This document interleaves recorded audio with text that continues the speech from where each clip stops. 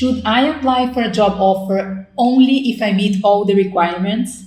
This is a very common question that I get from my clients. Juliana, I saw job description, I liked it, I meet some of the requirements, not all of them. So shall I apply to this job offer or not?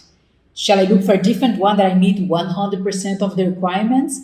Or is there a percentage that if I cover that amount of things, if I tick that amount of things in the job description, I can apply for the job? Let's talk more about it. I want to start by saying that this is a very common question among job seekers in general. So if you are also wondering that, you're normal. There's nothing wrong with you. That's a very common question. And that's exactly why I want to address that. When you are in a job search, you're going to see hundreds, if not thousands, of job description.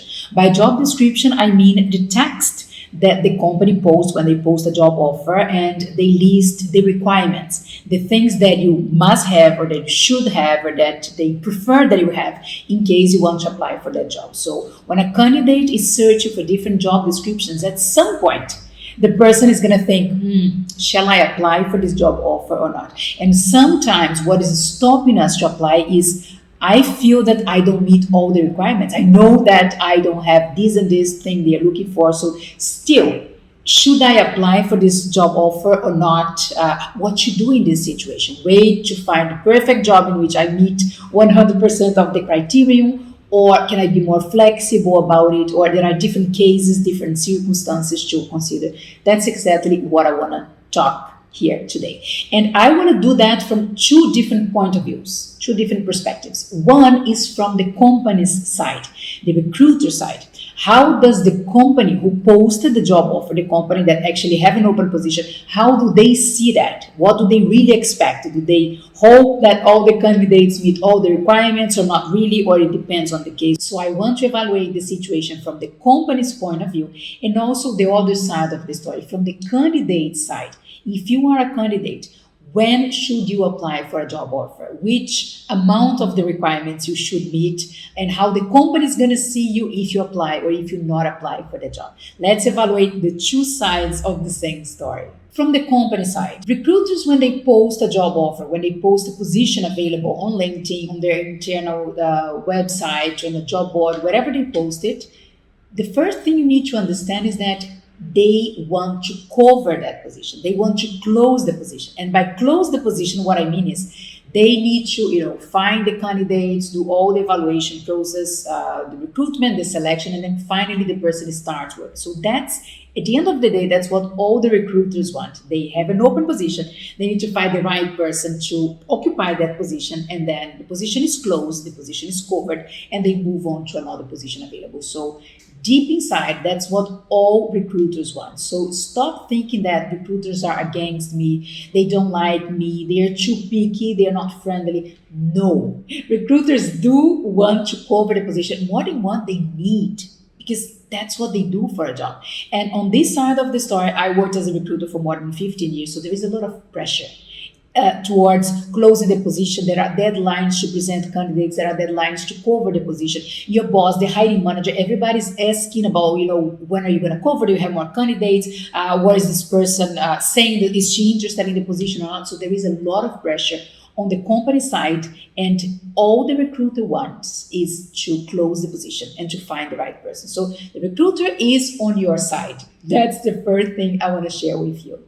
Second thing, on the company side of the story. When the recruiter posts a job offer, when a position is available, most of the recruiters tend to act as if it was a wish list, as if it was a letter to Santa Claus. Remember when we were kids and we still believed in Santa Claus?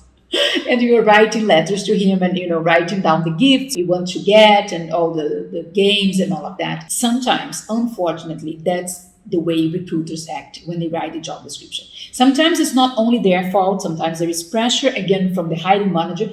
But at some point, they're going to list on the job description more things than are really necessary for the job. Let me give you an example. Imagine that you're going to use English on daily basis to do your job, to attend meetings, to send emails, to speak over the phone, to talk to your colleagues. So English is a mandatory, is a necessary, a really, really necessary requirement for that job. And then on the top of that, the recruiter decides to put preference for candidates that speaks French. And why is that? If at the end of the day you won't use French at the job, the reason might be because they are thinking about expanding the company operation in the future, in maybe like 2 or 3 years to France, and then it's going to be good if they already have someone in the team that speaks French.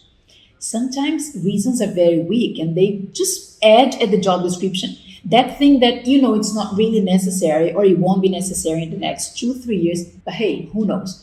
I'm going to list there, and maybe, just maybe, we get the perfect candidate. We get someone that meets all the requirements in the job. But at the end of the day, it might not be a real requirement for that position. So understand that sometimes recruiters treat the job description as a wish list, as a Santa Claus letter, and they add a lot of stuff, a lot of requirements that are not really necessary. That can happen with language, that can happen with years of experience. So they might say, okay, this is a junior position, entry-level position. We are going to train the new person, but let's just ask for 5 years experience. And then you read and you're like, 5 years is not a junior position. But hey, what if they find someone with 5 years experience in the position that accept the junior position? So understand that not everything that is listed in the job description is 100% accurate. So probably there will be more things than the strictly necessary, than the real profile the company is looking for, but they just give it a try. What if it works?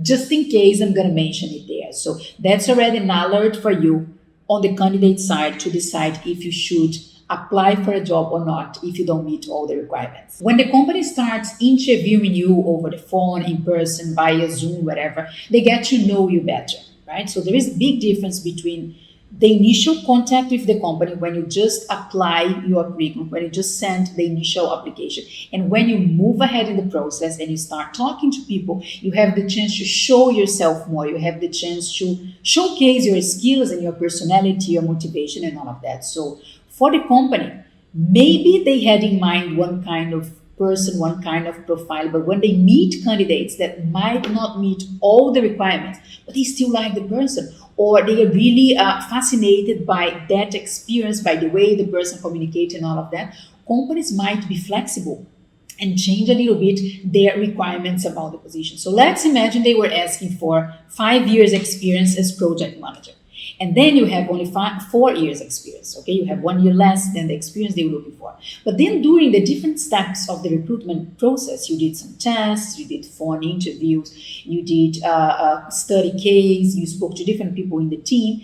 They all liked you. They all had a good feedback about you. So the 5 years requirement that you don't meet might be secondary in the process because they have already a lot of other reasons to hire you. So understand that, yes, the company has one kind of profile and some requirements they're looking for. That's their ideal goal, let's say.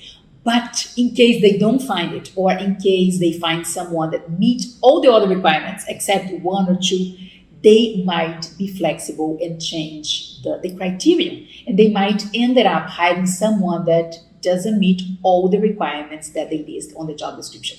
This will probably only happen during the process, okay? So you need to move forward in the process. You need to talk to people, do interviews, have good performance in the test. They're going to do the recruitment process. So you need to move ahead in the process because then you get the chance to show yourself more and you can impress. You can cause a good impression. You can show all your potential and compensate the lack of skills or the lack of things that you don't exactly meet on the job description and still be seen as a great candidate that the company want to hire. I said I was going to show the story in 2 different sides. So now let's go to the candidate side. There is a study, you might have heard about it, an old study, I think it's from 2013, saying that men tend to apply to job offers even if they don't meet all the requirements, like 100% of the requirements, and women, they tend to do not apply for a job offer unless they meet all the requirements. Interesting, right? So I don't want to reduce the discussion here towards gender. So if you're a man, you're going to probably apply to a job offer. If you're a woman, you're going to be more cautious. You're going to think twice. I don't want to limit the discussion only into this aspect, but I thought it was interesting to mention that. It's a study you can find on the internet. On the top of that, it's normal to hesitate and to think twice. When you read a job description, you see all the requirements, all the must-haves, all the preference for, all the we value, and then you don't really meet all those requirements. So assume that this is good and this is a nice place to stop, breathe, and make a decision about, do I really want to go further with this job offer? Do I want to apply? Why is that, and how should I do that? So it's good to take this time to evaluate each case, each job offer before you apply. Now, considering everything I told you from the company side, right, that some recruiters treat the job description as a wish list, they add way more things than are really necessary for the position. Think from the candidate side, knowing this information that I shared with you already. Understand that probably nobody